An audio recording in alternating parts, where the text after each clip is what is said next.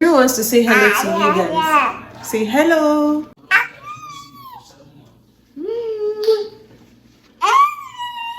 You won't believe I entered IOM without an appointment for my baby. Yes, I did.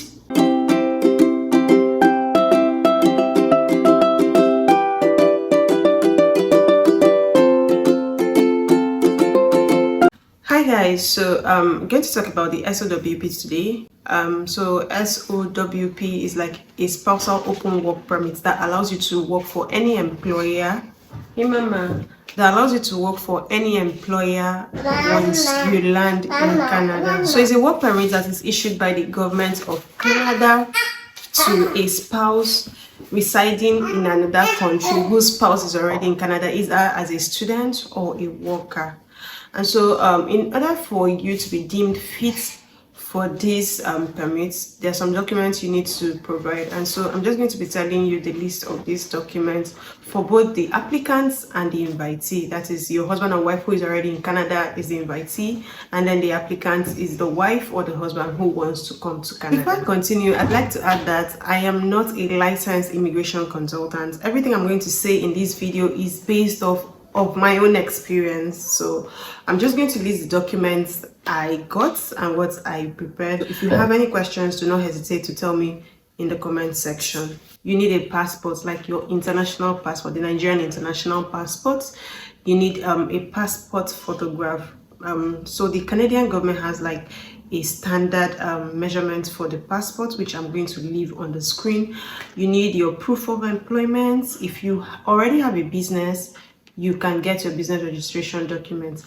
I provided my proof of employment, my confirmation letter, my business registration documents. I even provided like a screenshot of my business on Google Map. Like, I already registered my business with Google, so there's like a map that leads you to where my restaurant is. So I provided like a screenshot of that and even my Instagram page. So I just didn't want to leave anything out of it. Anything that would just make me eligible for this permit, I really needed it. And then we have the marriage certificate that shows that you and the person who is in Canada, you're legally married. If you're actually applying for your baby as well, your baby also needs to provide like her international passport, birth certificate to show that, oh, this baby belongs to these people. We also have your proof of funds, your bank statement showing how much you have. Could be your I think I'd prefer your, let me know, I wouldn't say, you can provide your business account or your personal account or both, but I think the personal account works more. Then you also have to provide a police report. You need to provide your medical examination, so which I did at IOM. I also know that you can also do this at Q Life in Lekki. So if you have a child that is like maybe 6 months or a year or thereabout, or younger than a year, I have to tell you that you might need a medical report for this child. This is because when I did my medical examination, I didn't really think my baby would need, because she's just like a minor. She was like 3 months then. If not, if I knew I would need it, I would have requested. Well, also, I think it also depends on the person who is handling your application. So after I got my passport request, I was asked to provide a medical report for my baby. I'm like, she's a minor, does she need a medical examination? And so I sent them a mail and they replied saying that since she'll be staying in Canada beyond 6 months, she needs a medical examination. So guys, getting my baby's medical examination was not easy. Before I end this video, I'm going to tell you guys how I went into IOM without an appointment.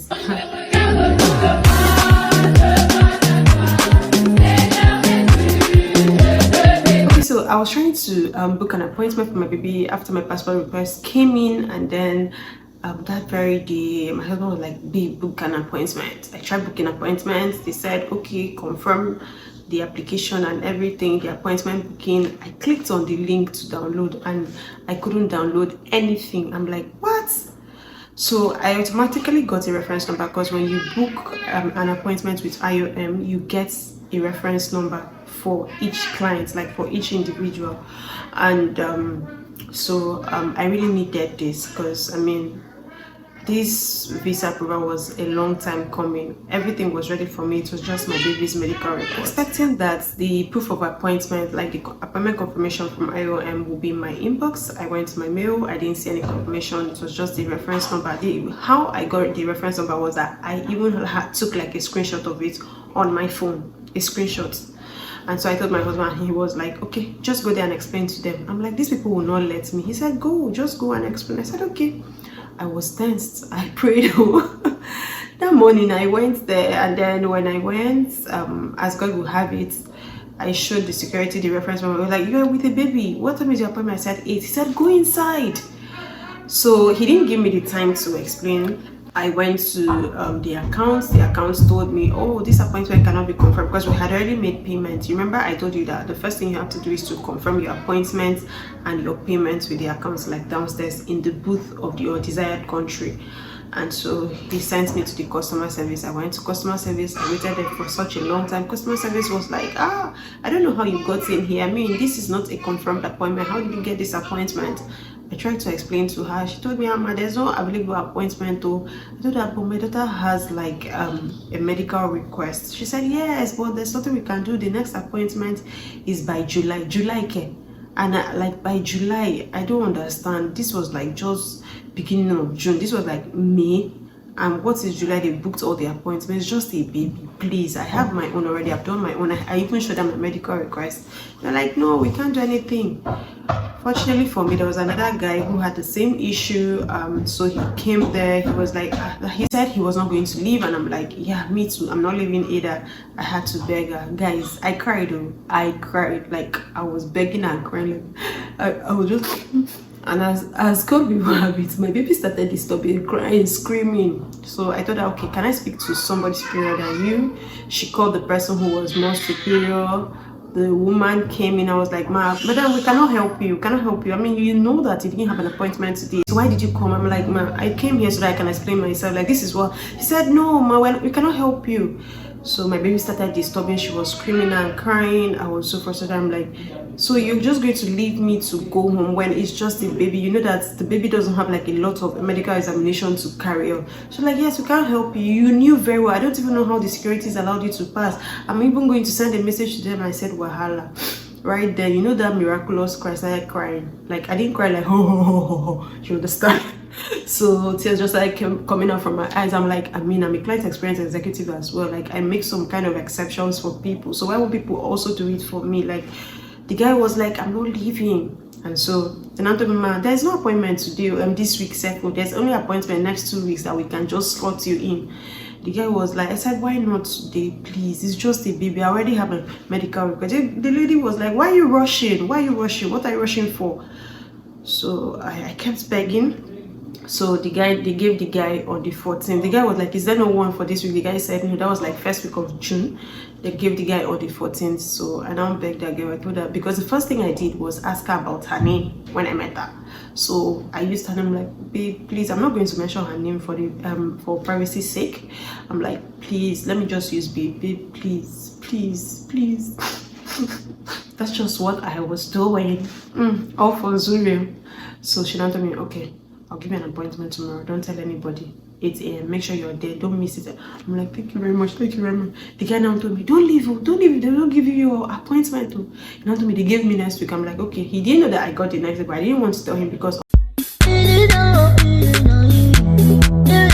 was how I got the appointment. Because I'm talking about medicals here, I want to let you know that your medical request is valid, like your medical examination, like that information sheet is valid for the details, is valid for 12 months, like a year.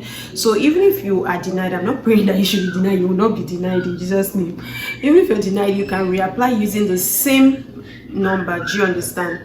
And also the IOM people do not give you like your results. They don't. That was what I was told. So I don't know if the policy has changed now. That was what I was told, that they don't give you. And then your police clearance, I think it lasts for about 3 months, but I think you can still use it subsequently. Do you get? And so back to the inviter's document. So the person in Canada who is inviting you has to provide like their passports, like the page that has the visa, the international passport, the visa page, a proof of residence, their tax remuneration, the proof of admission or work. What else? Bank statement. My husband provided his bank statement as well, which actually like covered for me a lot. Anything at all that the person needs, like that the person has used in the course of the application, provide it. Even if you have pictures, like we also provided like a proof of our travel, because we mentioned it in the course of our SOP that we already have like a travel experience when we went to France and Sweden, you understand. We provided like a photocopy of the page. I added pictures of my family members, like to support my application. Yes, I added pictures of my mom as part of my home ties, my business. That's why I added the screenshot of my Instagram page and my Google page. Do you understand?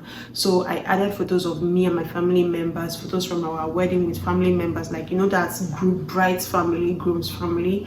I also added that as part of my home ties because I really cannot leave my family and then just stay here without them. Do you understand? So those were part of the home ties I mentioned.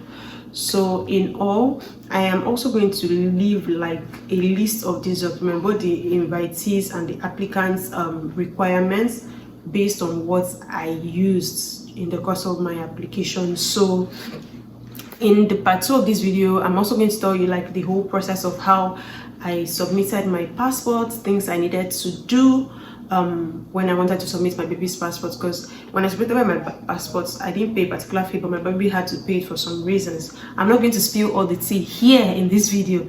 I will share it with you guys in the part 2 of my relocation to Canada. So I'm going to share a video about the vaccination process, so that if you're scared of moving in here as a mom that has a baby that has not completed their vaccination in Nigeria, you can learn from this, like my own experience. But I'm going to actually make the video when I'm done with my baby's immunization. So her immunization date is supposed to be on the 16th.